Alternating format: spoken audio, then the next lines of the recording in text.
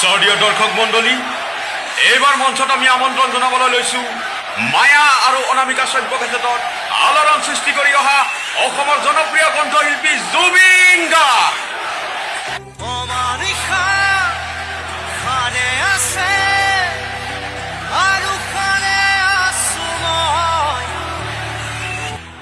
আজি মোৰ গান গাবলৈ মন নাই। মোৰ কোনো জাতি নাই, মোৰ কোনো ধৰ্ম নাই, মোৰ কোনো ভগৱান নাই। মই মুক্ত, মই কাঞ্চনজংঘা।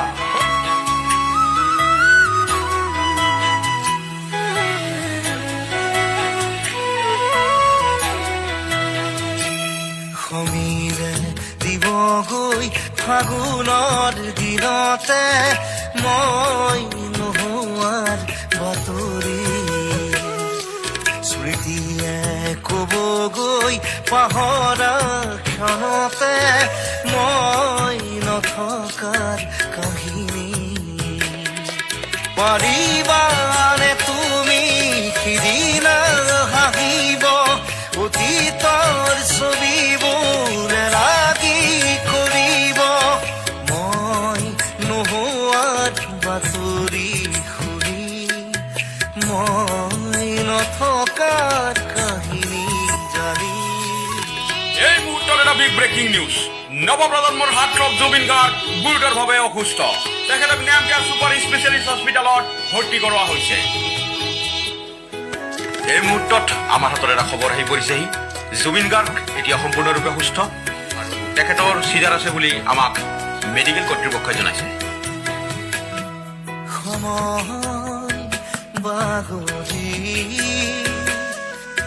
আঘোণৰ কুঁৱলী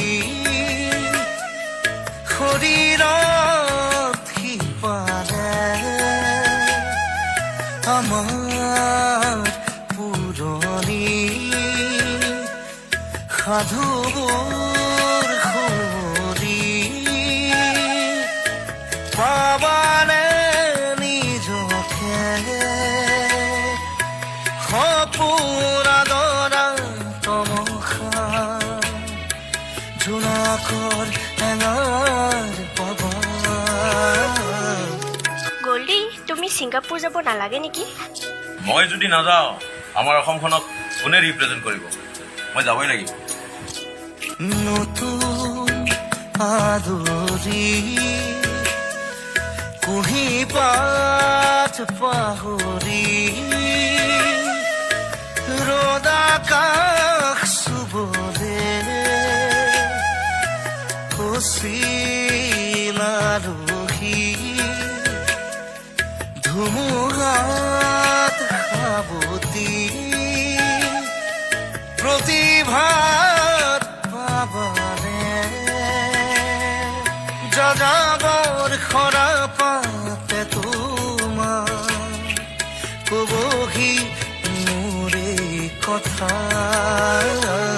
এই মুহূৰ্তত আমাৰ হাতত এটা খবৰ আহি পৰিছেহি। অসমৰ হিয়াৰ আমঠু নৱপ্ৰজন্মৰ হাৰ্টথ্ৰব জুবিন গাৰ্গ আৰু আমাৰ মাজত নাই। তেখেত ছিংগাপুৰত সাগৰত সাঁতুৰি থকা অৱস্থাত মৃত্যুক আঁকোৱালি লয়।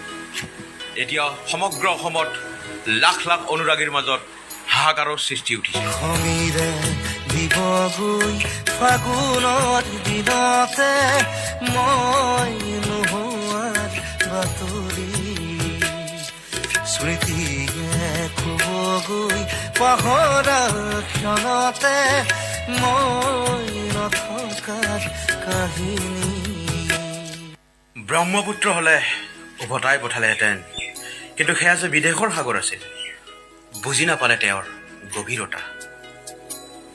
সঁচাকেই যেন অসম আৰু অসমীয়াৰ পৰিচয় শেষ হৈ গ'ল, এটা যুগৰ যেন অৱসান ঘটিল। সাগৰতলিত শুবৰে মন কথাষাৰ যেন সঁচা হৈয়ে ৰ'ল। নেজানো কিমানখিনি পাৰিছোঁ, তথাপি চেষ্টা কৰিছোঁ যাতে জুবিনদাৰ আত্মাই চিৰশান্তি লাভ কৰে। এয়ে ভগৱানৰ ওচৰত প্ৰাৰ্থনা জনালোঁ। জয় জুবিন দা।